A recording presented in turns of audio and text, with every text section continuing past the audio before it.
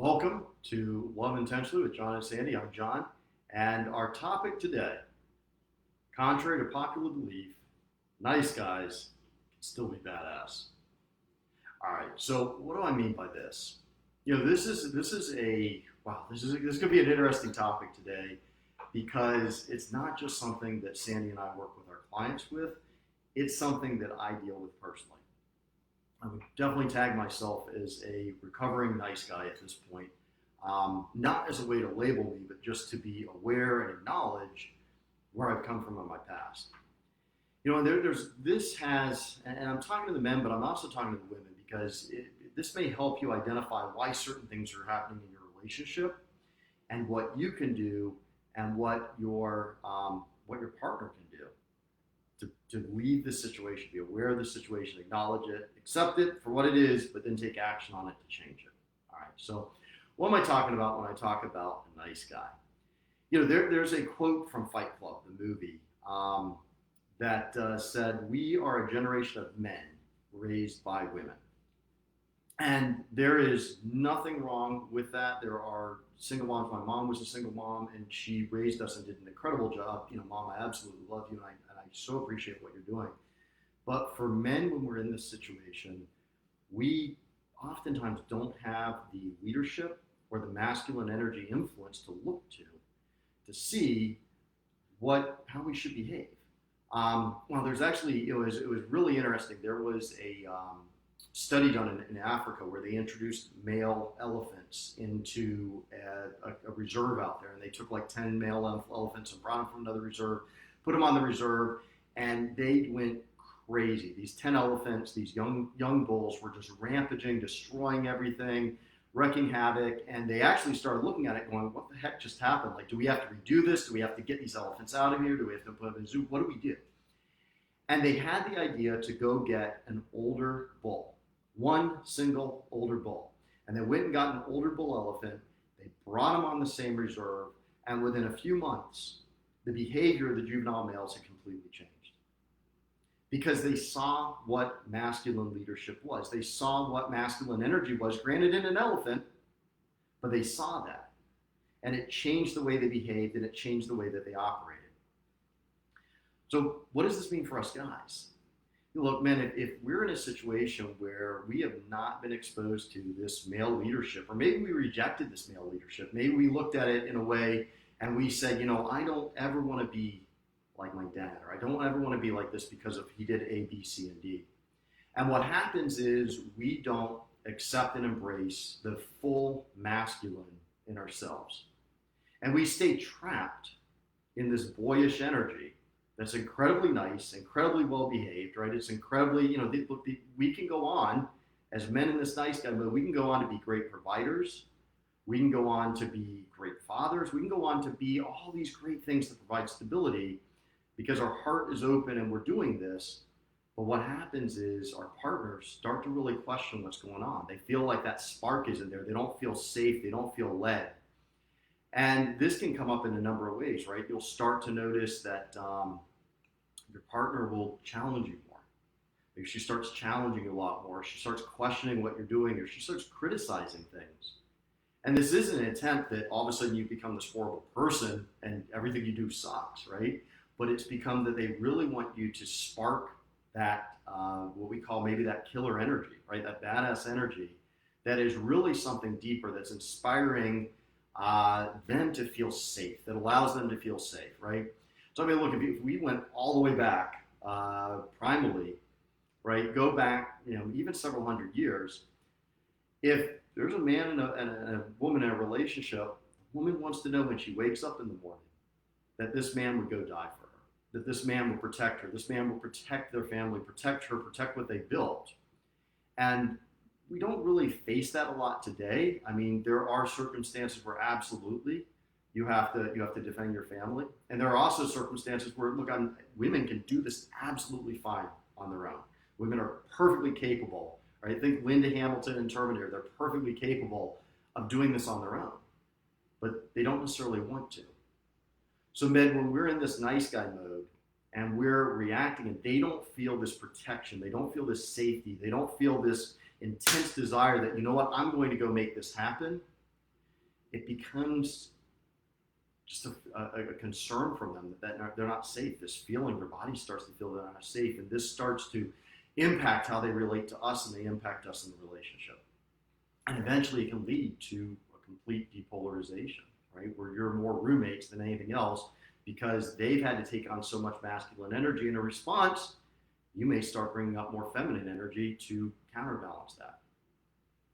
All right, so there's a great book out there by a friend of mine, Dr. Robert Glover, wrote a book called No More Mr. Nice Guy, and he really talks about what some of these underlying concepts of some of the underlying reasons for them and the impact that this has on women and their partners and how they feel.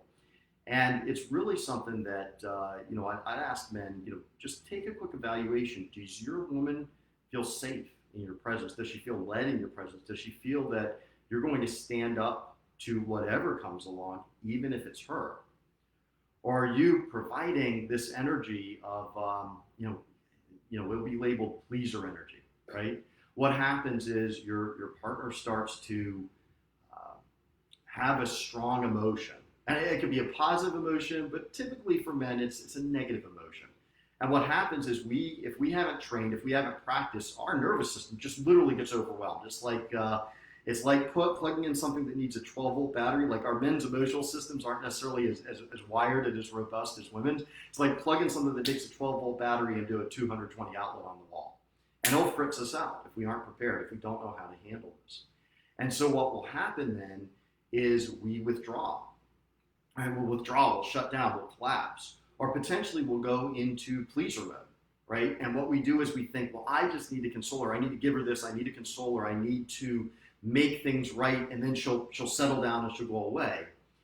And what happens is we abandon our principles, we abandon our purpose, we abandon our passion, in a result to just basically make the situation end. And it winds up being worse. Look, man, I can tell you from personal experience and a failed marriage, this doesn't work. This strategy does not work.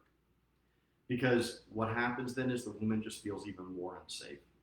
It may stop the argument. It may stop that emotion. It may make it go away temporarily because it's not really solving anything inside of them. And now what happens is they think, well, is he really going to stand up for what he believes in? Does he know what he believes in? Is he going to be firm and be passionate and live his life to the fullest? So, men, what do we do if we're faced with this? A couple of things. Another book, another friend of mine, G.S. Youngblood, wrote an excellent book called The Masculine Relationship, and he really breaks this down to a three-part structure.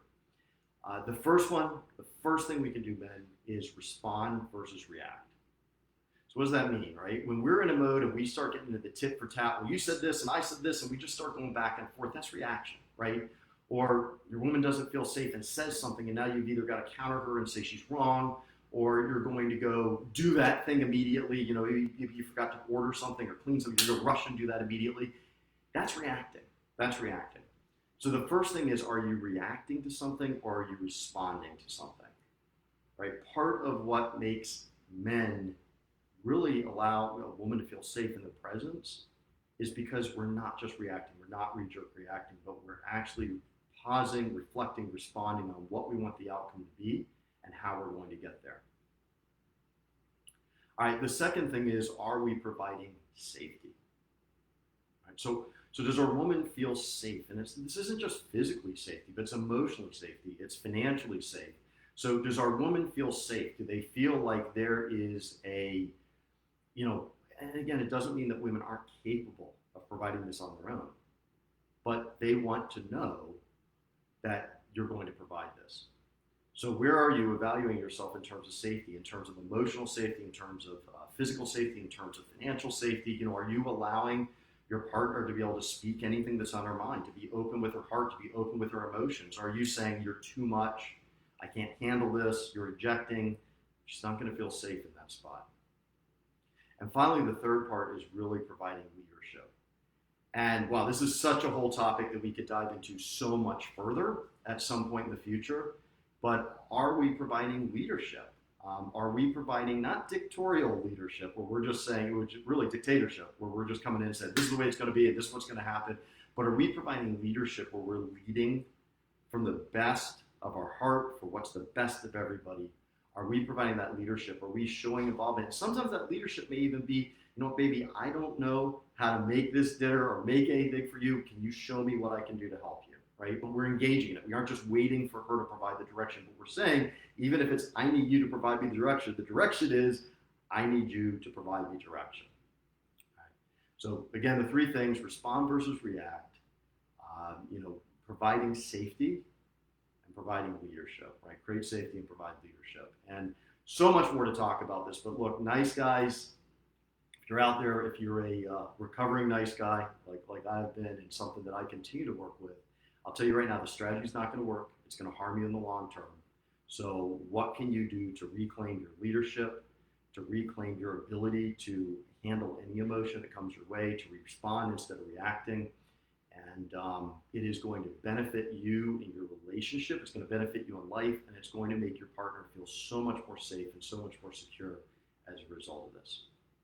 All right, so tune in for more. We'll be diving into these. We love hearing from you all. Look, if you haven't already, be sure to like and follow our business pages. We put the link wherever the post is, up or down. We put the link there. Just take a look in the post, and be sure to like and follow. That way you get notified as we share things, and we'll be sharing even more resources in the future. So be sure to like it, forward it to friends. We love hearing from you all. Have a fantastic day. Take care.